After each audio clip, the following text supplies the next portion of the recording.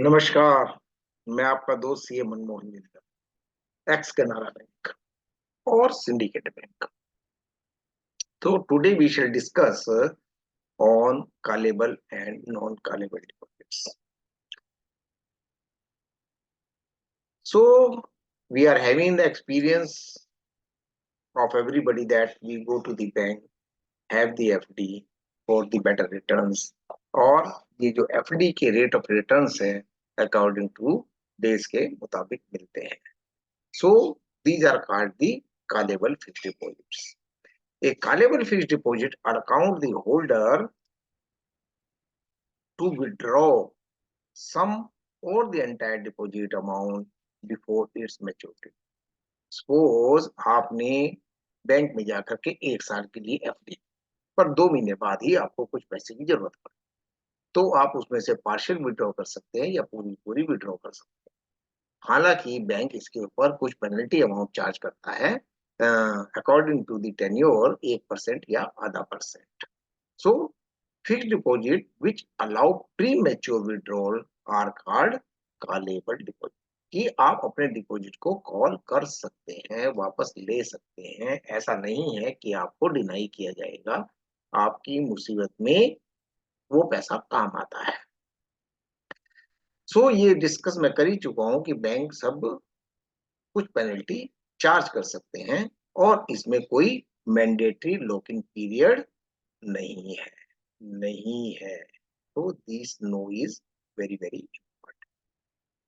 So this is called callable deposit.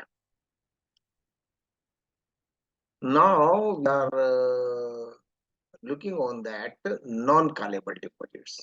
तो callable deposit का reverse जो हुआ वो नॉन कॉलेबल डिपॉजिट्स है और इसके अंदर एक pre determined lock in period रहता है कि यदि आपने 2 साल के लिए एफडी की तो 2 साल का लॉक इन पीरियड हो जाएगा. 1 साल की एफडी की तो 1 साल का लॉक इन पीरियड हो जाएगा. The amount a person invest in this product can not be withdrawn, can not be withdrawn before the maturity date except in specific situation such as यदि कस्टमर बैंकरप्ट हो गया है, court ने order दिया है, business liquidation में चला गया है या डिपॉजिटर्स की डेथ हो गई है, डिवाइस हो गया है.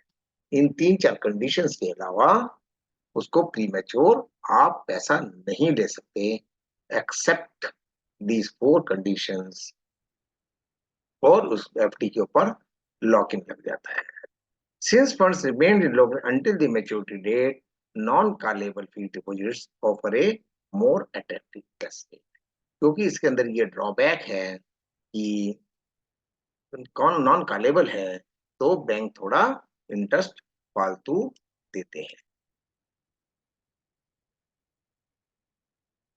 सो ये non callable reserve bank of India ने फर्स्ट टाइम 2015 में शुरू किया और with a higher rate of interest शुरू किया. सो उसी समय जो हमारा एक्सिस बैंक है जो कि प्राइवेट सेक्टर बैंक है उसने भी अपने यहाँ सबसे पहले इस फैसिलिटी को लॉन्च किया. तो now what is the maximum and minimum deposit. So earlier 2 अक्टूबर 2023 से पहले इसका मिनिमम डिपॉजिट 15 लाख रुपए था, जो कि अब रिटेल इन्वेस्टर्स के लिए बढ़ाकर 1 करोड़ कर दिया गया है कि आप 1 करोड़ से नीचे की एफडी नॉन कॉलेबल नहीं कर सकते. और मिनिमम डिपॉजिट अमाउंट इंडिविजुअल के लिए 5 करोड़ है, जबकि एनआरई डिपॉजिट में 2 करोड़ से नीचे रहना चाहिए. मैच्योरिटी पीरियड इसका 1 to 2 इयर्स हो सकता है. ऑटोमेटिक रिन्यूअल का प्रोविजन नहीं होता है और इसके लोन अगेंस्ट बैंक की क्या पॉलिसी है उसके मुताबिक मिलता है. हाउएवर इस डिपॉजिट को आप नॉन फंड बेस के लिए या फंड बेस के लिए एज ए सिक्योरिटी बैंक में रख सकते हैं. बेनिफिट्स क्या क्या हैं कि इसके ऊपर हाई रेट ऑफ इंटरेस्ट मिलता है, अट्रैक्टिव रेट ऑफ इंटरेस्ट मिलता है, जो कि कॉलेबल डिपॉजिट के ऊपर नहीं मिलता है।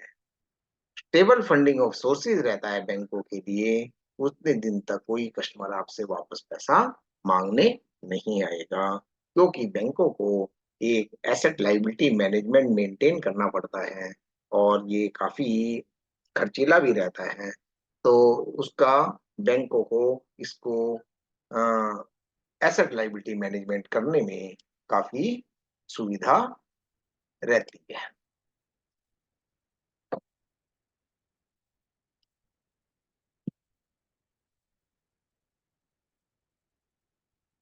लिमिटेड क्या लिमिटेशंस हैं? अब कोई भी गुलाब का फूल लो, कांटे साथ मिलेंगे।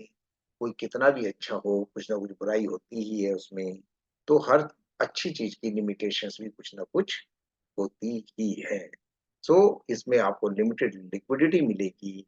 जितना लॉक इन पीरियड है तब तक आप ये समझें कि आपका पैसा है ही नहीं, और under emergencies you are not in a position to utilise this money, being it is blocked. High minimum deposit है, आपको कम से कम 1 करोड़ रुपया अरेंज करना पड़ेगा नॉन कॉलेबल डिपॉजिट में जमा करने के लिए। और प्री डिटरमिनेड पीरियड के लिए ये लॉक इन हो जाता है, और इस दौरान यदि आपके पास कोई अच्छी अपॉर्चुनिटी आती है तो आप उससे मिस हो जाएंगे। So this is on the callable and non callable deposits. I hope this is in the public interest.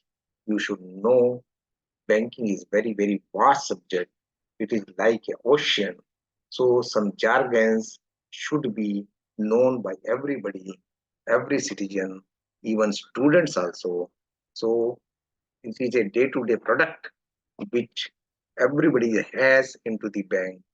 So he should know about the non-callable debt also. बहुत बहुत धन्यवाद। नमस्कार।